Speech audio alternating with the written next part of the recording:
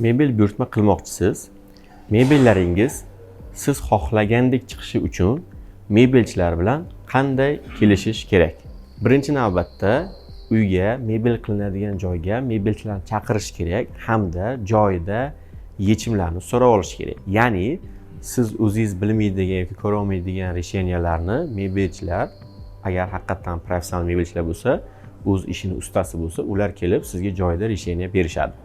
Keyingisi dizayn proyekt. Dizayn proyektni detalni chizdirib kelishib olishingiz kerak. Chunki dizayn proyekt asosiy etap hisoblanadi. Sababi dizayn proyektda sizning barcha xohishlaringiz loyihalashtiriladi va ko'rsatiladi. Uchinchidan, ishlatiladigan materiallar. Ya'ni siz o'zingizni buyurtma qilayotgan mebelingizga qanaqa material ishlatayotganingizni tayyor obrazlarini ko'ring.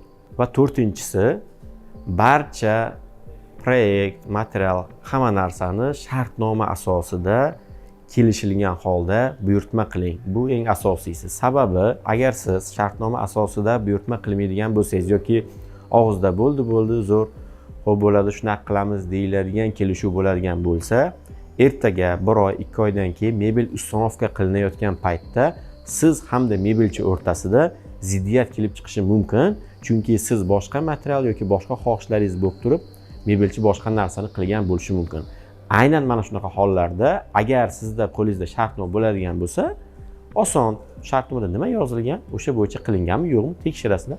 Shu bilan masala hal. Siz mebelchilar bilan ishlaganda, mebel buyurtma qilganda qanday muammolarga duch kelgansiz?